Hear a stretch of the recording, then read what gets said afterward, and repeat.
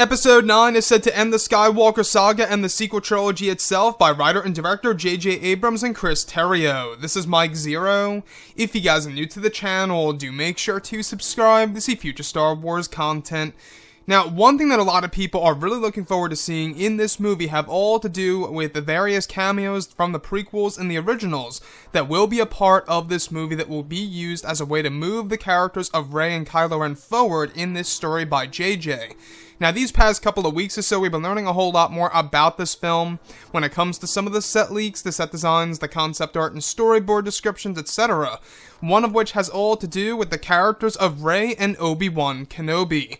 Now, specifically, it's described that one of the sequences that were shot included Daisy Ridley inside of a cave on a desert world in front of a green screen. It's described that the scene was shot for a conversation with the Force Ghost of Obi-Wan Kenobi.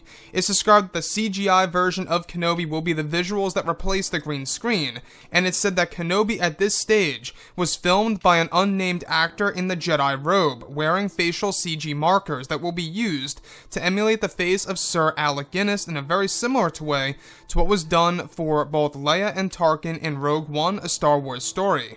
It's also said that for this scene in particular, Kenobi reveals a certain revelation to the character of Rey that will have saga-wide implications. It's described that some dialogue from the originals will be used from Alec Guinness, mixed with new dialogue. It's said to be one of the Obi-Wan ghost phases and that there are plans to create a Ewan McGregor version of the character. So I want to go over a couple of parts about this and as to why I believe that this is all taking place on the planet of Tatooine. Now, we do know that this scene in particular was shot over in studio, either at Cardington or over in Pinewood, to emulate a desert world. Now, we do know that they are using the Lars homestead and that they are using Obi-Wan Kenobi's hut for this movie, for a couple of scenes in the movie when Rey goes to Tatooine. Now, this scene in particular, guys, like I say, it most definitely is the planet of Tatooine inside of a cave. We're not quite sure why Rey is here or why she's talking to Obi-Wan Kenobi, other than the fact that they are bringing him back in some way, shape, or form in multiple different ways in this movie. So first things first, they are approaching Obi-Wan Kenobi in this scene specifically in a very similar way to how they approached, Grand Moff Tarkin in Rogue One, A Star Wars Story, and of course Leia, Princess Leia in Rogue One as well. Now, in that movie they used unnamed actors as well at the time, while they were filming. We didn't know who they were, and they were wearing, CG markers on their face in order to really recreate the characters that we all know and love from the original trilogy.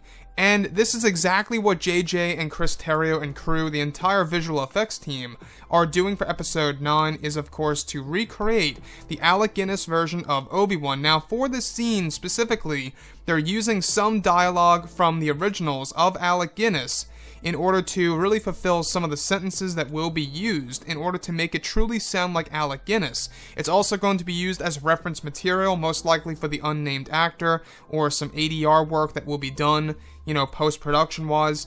Now, there's a lot of work going into this movie, and we do know that Obi-Wan Kenobi and Anakin Skywalker, at the very end of the day, they really are very important characters within the Skywalker saga, and it seems as though that J.J. Abrams really wants to pay as much respect to those characters as much as possible in order to truly, honor the characters and respect the fans around the world. So the next thing that I do want to go over is how this whole entire scene where Daisy Ridley was filming in front of a green screen, as well as the unnamed actor with the CG markers on his face. This actor in particular was in Jedi robes. So that right then and there tells us that this is going to be probably the Obi-Wan Kenobi that we're all used to seeing at the very end of Return of the Jedi during the Endor celebration, and even the Obi-Wan that we do get to see on Dagobah. So that's the one thing that I do like about this movie so far from what we have been hearing. It really is going to pay a lot of respect to the Skywalkers and to Kenobi himself and to all of the, original characters that a lot of fans just grew up with during the 70s and 80s.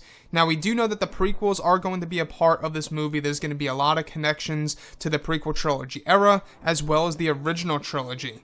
So having a new version of Alec Guinness's Force Ghost in episode 9 I think is brilliant, especially in this scene in particular, and how Kenobi is going to reveal a specific revelation to the character of Rey that will have saga-wide implications tells me that there is something going on between the characters of Kenobi and Rey in this story. I don't know about you guys, but there definitely is a reason as to why J.J. Abrams dropped that line of dialogue in episode 7 where Kenobi says, "Rey, these are your first steps." Now, I'm starting to believe that that line of dialogue is actually something that she was hearing that was based in the future during the events of episode 9 when she actually gets to meet Obi-Wan Kenobi in this story.